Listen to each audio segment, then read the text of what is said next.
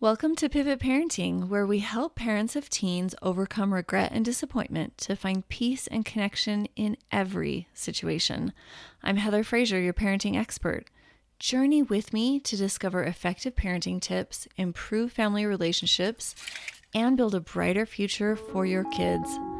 Buckle up, things are about to get better.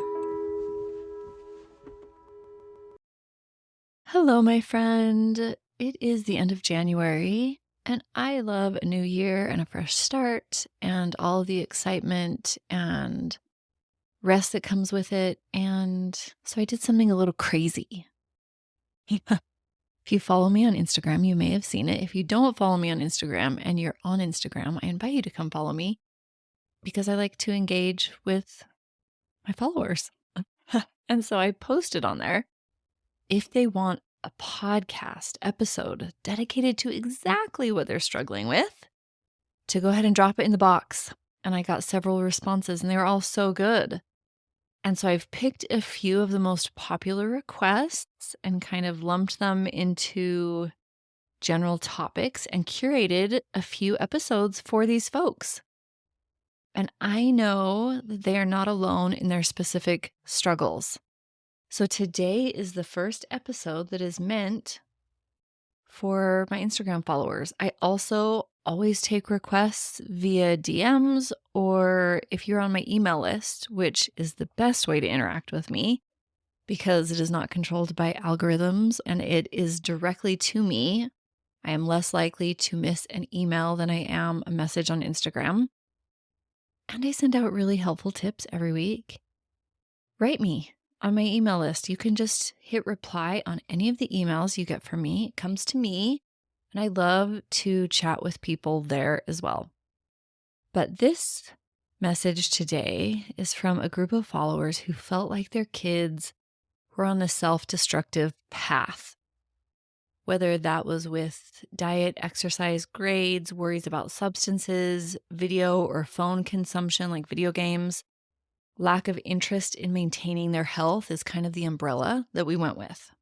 And I get this because I too have watched my children do wild and crazy things or lack of wild and crazy things and worried. We think about how little they move.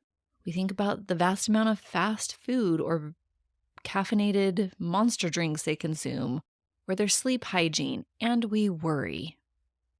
Now, before I dive in, I want to have a little disclaimer here. Your teen not maintaining healthy habits can simply be the folly of youth and developmentally on point for feeling unconquerable, like bad things don't happen to them. This actually, there's a psychological phenomenon, and many adolescents have this notion that death or bad things will not occur to them unless it's destined and out of their control. It's a strong belief that they are invincible. And it's quite egocentric and it is age appropriate. They believe that they cannot be harmed or overcome by anything that could defeat a normal human being or harm a human being. It is called the invincibility fable. And this is why teenagers feel that they are free from harm from high-risk activities, such as drug abuse, high-speed driving, unprotected sex. Invincibility fables make it difficult for teenagers to control their own behavior because they think that while bad things can happen to other people, they do not happen to them. A real-life example of this would be when I was 16, growing up in rural Idaho. We were out in the middle of nowhere. I don't know where the closest hospital or house would have been. My friend had a station wagon, and everybody was climbing out of the window and getting on top of the station wagon and car surfing while the car drove down the road. So car surfing is like I stood on the top of the car like you would a surfboard in kind of an athletic stance and put my arms out like I was surfing, and then the car would drive really fast. I mentioned this in one of my very first episodes as well, so I apologize if you've heard it before. The car got going like 60 miles an hour, and, soaking wet, I was maybe 98 pounds. So, needless to say, I had no qualms about if or if not I was going to blow off. I for sure was not going to blow off. Would I do that now?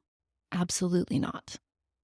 Now, I still engage in risky activities such as canyoneering and hiking, and I've gone parasailing. These are all really fun, but it is in a professional setting with a lot of safety precautions. So while I still like adventure, I am not foolhardy. I would never car surf because I no longer have this invincibility fable going on. So you have regular, appropriate, if still scary, invincibility fables going on in our teens, which is age appropriate. And then you could also have a teen who is suffering from a mental or emotional struggle or illness. Depression, anxiety, OCD, ADD, these are examples of that. These and other treatable struggles could also potentially be at play here. And either way, your teen might say, I'm fine, I'm fine. Have you ever heard that? I'm worried about this. I'm fine. What about your assignment? I'm fine. We get really sick of hearing, I'm fine. But I want to be extremely straightforward with you. In this episode, I'm addressing teens without an issue that needs professional help. So while this can be helpful if your teen has depression, anxiety, OCD, any of those things, you need to be the first line help for your teen if you suspect this, or even if you don't suspect it, but you just want to rule it out. Now, if this is how they've always been and it's kind of just their personality, or if something has dramatically shifted and it's different than how they usually are, this and other indicators could point you to seek a professional opinion. And if your child is really resistant to going in and talking to somebody or having a screening test, guess what? You can Google screening questions. Make sure to add that it is for a teenager, not an adult. You can even say teen girl, teen boy. Google screening questions and sneak them into conversations if you're suspicious. Or again, if they won't comply with a legitimate screening from a professional. Stepping in and upsetting your teen for their own safety is always the right step, my friend. A lot of people I know, there's a fear around asking questions of, have you thought of harming yourself? Do you participate in self-harm? Have you had suicidal ideation? A lot of parents really shy away from those questions. And there's this myth that it might push them towards it. But asking actually decreases the likelihood of those events occurring. And so I invite you to ask. And if they say yes, there's a whole series online. You ask different questions and you can seek different help for them. And again, I'm not going into that here because this episode is for kids who it is more their personality rather than an illness that needs to be addressed. All right, if you're still here, because this complacency feels more like their personality and not a red flag for underlying issues, let's dive in. I want to be extremely frank and honest with you today, my friend. It's what I usually appreciate, and it's how I usually communicate with others as well. First and foremost, you can't force your kids to do things, especially as they age. We lose that ability. It's easy to make an infant go wherever you want and wear whatever you want. It is really hard to make a 17, 18, 19-year-old do that. And so as they age, we lose the ability to make decisions for them because they're gaining autonomy and freedom and agency. Most parents in this situation slip into a manipulative or passive-aggressive or freeze type response, and they worry like crazy as they try to convince, control, and manage their kid. And I don't mean this in a mean way. We've all done this, including myself, and it's because we want what's best for our kid. Usually, parents will bounce between the two. They'll try to manipulate and suggest and bribe and play nice. And then when their teenager says, no, I'm not doing any of that through their actions or words, then the parent proverbially throws up their arms and says, I give up, live and learn. and just kind of a flippant, fine, be that way type response. And then some time will go by and they'll be like, hey, son or daughter, have you done your homework? You're not going to graduate if you don't do that. And they'll start micromanaging again. And then their teen gets after them. And so then they go totally hands off. And it's exhausting. It's really exhausting. We can harp on them to get up and move. We can say, hey, come eat something healthy. Come for a walk. We can try to bribe them. We can threaten them, and we can judge them with very thinly veiled niceties. And then we just act like we don't care or that we can't make a difference. It's exhausting, and it usually has a flavor of self-doubt and fear for their future. Then we have these really lovely thoughts like, it's too late, too little, this is my fault, I can't do anything to help them, they're going to have a bad life if they don't change. And we feel guilt and shame and embarrassment and fear and helplessness. And it's just like this downward spiral of awful. And before we know it, our kid doesn't even like to be around us, and we can't really blame them if we're being honest. I'd like to break this down for you in 3 concrete examples. If you've been here for long and listened to the show, you know that I often expose parental thinking in what I call the model. And it's what I learned at the Life Coach School with Brooke Castillo. And it's a 5-line way of understanding a situation really clearly. And it's one of the main coaching tools that I use. And it's CTFAR. We have a circumstance, then we have thoughts around that circumstance, which drive our feelings, which drive our actions, which yield a result. Those are the 5 lines. And the acronym is CTFAR. Circumstance, thought, feeling, action, result.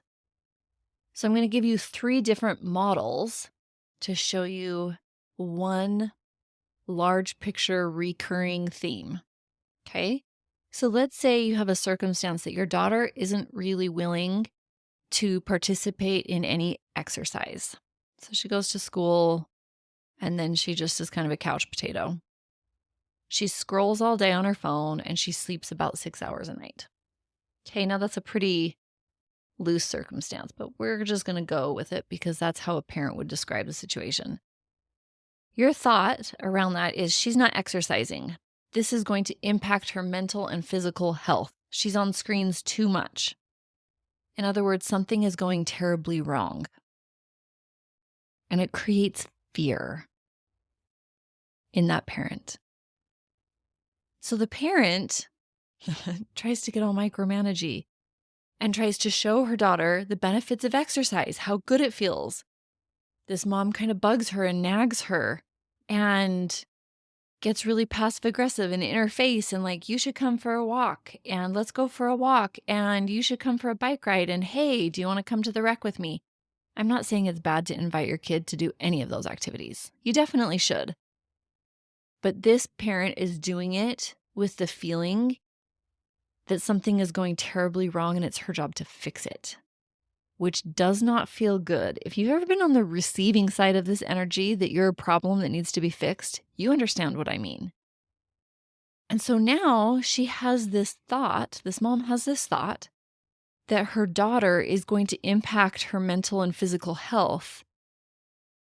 Now you have a mom whose mental health is affected through the situation because of how she's choosing to think and feel and behave. So now you have 2 people potentially suffering with mental health strains that they don't necessarily need to have. Let's look at the second model. Let's say you have a son and he's not eating with the family and he doesn't help with chores and he sits in his room alone playing video games for most of his after school time.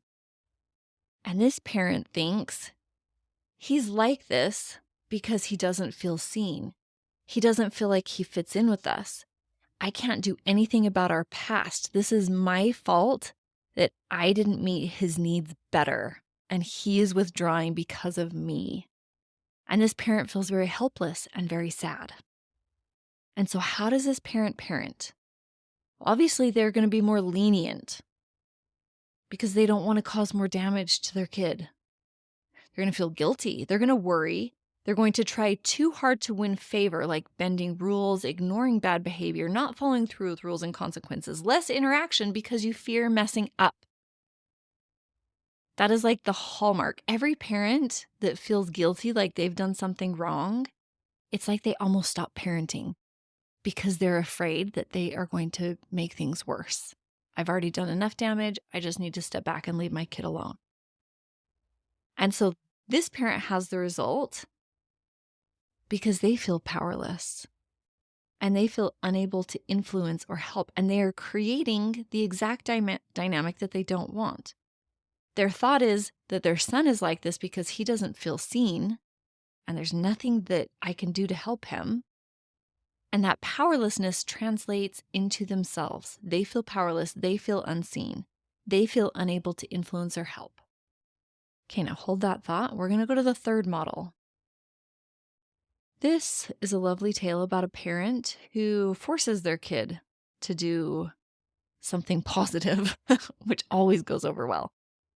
So the family's planned a bike ride, and the son needs to come on the bike ride to feel like part of the family. He needs to move his body. We need to be together for meaningful family time. This is his parents' thought around the bike ride. Well, guess what? This might feel empowering. This might feel determined, knowing, resolute. But the undercurrent is a feeling of fear or some desire to control, which is fear. So the action translates in forcing the son to come on a bike ride because they want everyone there and they're trying to make everyone happy and they want everyone to enjoy it. They're trying to dictate how people experience what is mandatory. And I don't know if you've ever met a teenager, but this usually does not go over well. And if it does, that's another set of problems because you have a teenager who's trying to manage your emotions and people pleasing you. If a teenager doesn't want to do something, it doesn't go well for either you or them or both of you if you're making them do it. Now, I'm not saying you should never make your teen do something that they don't like, but you should be prepared for them to not be happy about it and be okay with that. And so if it's something like, hey, we're all cleaning the garage or we're all raking leaves or we're all going to help clean up Christmas and they're grumpy about it, that's okay. That's okay to let them be grumpy and they're still helping because families need to pull together and it is a good thing for your kid to learn how to work. But if you have a family outing that seems really exciting, you got to pick your battles because what happens for this model is the result, which is you have a parent that's mad at the family. They have an awful time and they didn't enjoy something that they wanted to, and they create more dissonance and upset generally with themselves and in the home. Now, again, sometimes that might be worth it, but you really have to be smart to pick when that cost is worth it. So, can you see the common thread between these three models? We have parents thinking they know best how their kids should figure out life, and it backfires on them every single time. They create more of what they don't want, whether it's their mental health or the general household mental health, their ability to help their teen. And the fun part of parenting, connecting with their teen, is diminishing. Now, we should all want what's best for our kid. I fully agree with that. But we need to very loosely hold on to how that should look or be achieved, because that's where we typically get in trouble. Hi there. I just want to pause and let you know if you are struggling to make sense of your teen's behaviors, emotions are running wild, and you're looking to turn things around to have the family you dreamed of while rocking them to sleep, I would love to talk to you. I want to give you a special, powerful gift. 30 minutes with me, my friend. You'll walk away with more confidence, clarity, and understanding of what the issue is and your next best step in resolving any situation you bring to me. It's completely free. I love families and want to help yours be wildly happy and successful. Book this call by visiting my website, heatherfraser.com. Remember, Fraser is spelled with a Z-I in the middle. And don't worry, the link is also in the show notes. I look forward to meeting and helping you. Recalling our 3 models and your own family experience of encouraging your teens to live how you know is best for them, we've covered how trying to coerce your teens into doing it your way seems to create more of exactly what you dislike. So what are you supposed to do instead, my friend? We have to manage our emotions without using our kids as a tool to do so. Now, I love you. This is a preset. It is our automatic parental behavior. I feel scared equals get kid to alter behavior, so I feel less scared. I feel like I have failed, so get teen to be happy and healthy so I can feel successful. I feel frustrated, rejected because they don't like hanging out with us. Make them hang out to create positive memories or people please them into liking you. Never works. Most clients I speak with all do this.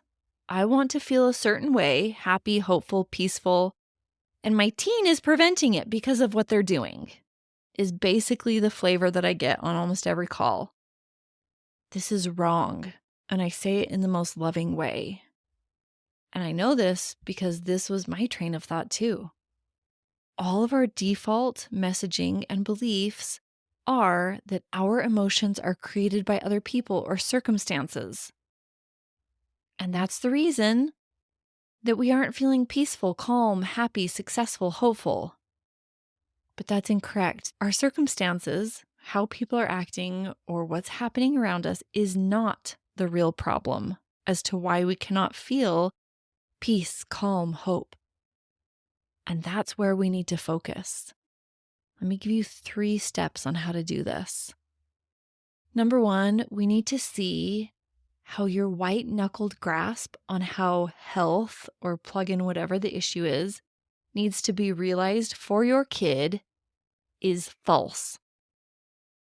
Maybe they have to learn the hard way or will never learn. That's up to them. Maybe them being on video games nonstop is ideal for how they need to figure out what they need to figure out. Maybe they feel judged, and so they play video games in large part to not let you win, to resist being a pushover, and to assert personal autonomy. Some kids are like that. Have you noticed? Just like an addict will go to rehab over and over until they choose to be better, until they choose they want something different. Your kid is going to make choices they want until they're ready to choose different, until they want differently. Now, again, I'm not saying to not have rules and consequences. I'm not saying to offer and invite. For sure, have healthy food and go for family walks or whatever is important to you. But we really have to feel down into our bones that we can be happy and love our kid and be at peace, even if they don't want to be healthy, or to achieve as much as you know is possible that they could do to feel better. And I get that this is so frustrating because they complain about being tired all the time. And you're like, girl, if you'd actually move your body and exercise, you would sleep better, which means you would feel better. And for sure, educate and have those discussions. Because one day it might click into place and they'll have that information and they'll be like, oh yeah, if I want to sleep better, I should move my body. And then maybe one day they'll move their body and they'll be like, this is amazing. But we just don't know. The second thing is we need to be honest in how you're judging your kid. I assure you, they feel it. Start seeing how they're doing their best, not their worst. Acknowledge that you don't know everything, and them doing it their way is the best way for them to learn because it's actually what they're doing. And oftentimes, again, another very human thing is that we have to learn what doesn't work in like 100 different flavors before we learn what works.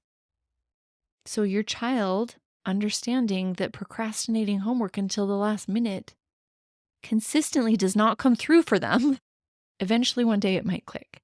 And that might be the best way for them to learn. So start seeing how they're doing their best in honest ways and pay attention to those things. And then 3, please let go of their potential. So many parents are like, he's such a great kid. He has so much potential and he's just not tapping into it. Well, guess what? None of us tap into our potential at 18 or 16 or even 25. Let's be honest. That's what midlife is for the most of us. Just focus on your potential. Focus on how you can be the very best parent. Focus on how you can thoroughly love your child.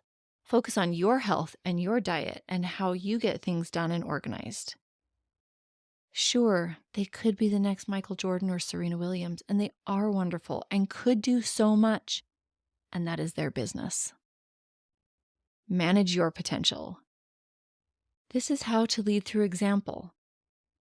When we have judgment, passive-aggressive behaviors, washing our hands of all of it and throwing them up in the air, these all have an undercurrent of disappointment and pressure.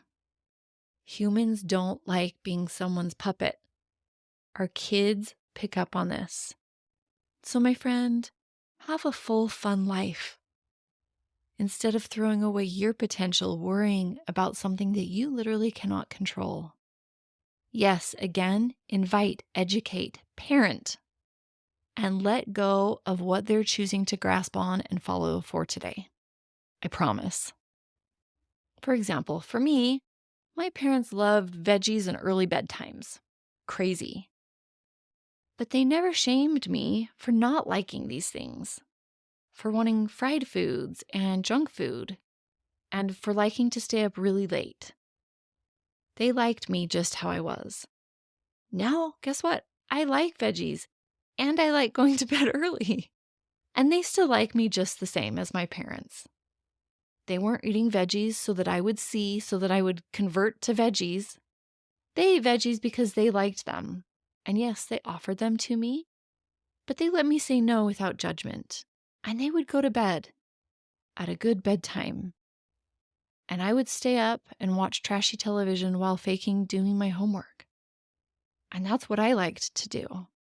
And I learned the hard way that staying up really late and then having to go to school the next morning isn't the smartest idea. And eventually, after a few years, I figured that out. But we have to be patient with our kids. Focus on your potential to show up and love them unconditionally, to find peace without them being really active or really dedicated to anything, just being them. Your kid is human, and they will learn exactly how the rest of us do. Sometimes by listening to others, and sometimes by figuring it out for themselves. We need to let go of how that should look in order for us to feel good. You can just feel good and loving regardless.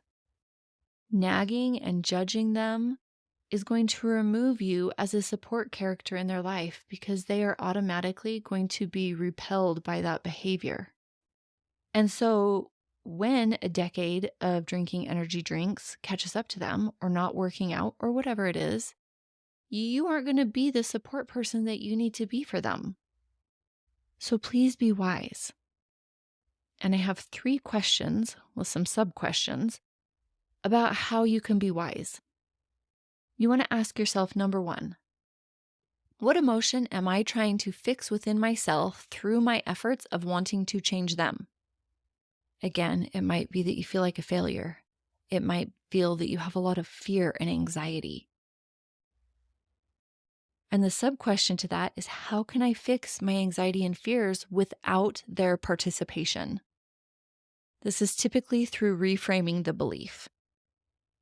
So maybe this is exactly how they need to learn. Most of us need to smack into a few walls to figure out why those walls are there. Question number 2, how could their choices be perfect for what they need to learn? And the sub-question is, and how is it none of my business? Question number 3, how do I want to feel towards my child? And then once you know that answer, you ask the sub question, which is, how can I feel that right now, nothing changing? And how would that impact our relationship? And that can be pretty intriguing. And then the fourth question, I guess there's four. The fourth question is, what is my desire for them to change actually creating for me? And it could be a damaged relationship, inability to mentor them, discomfort, awkwardness around them, fighting. Maybe it's creating something good. But do I like the result?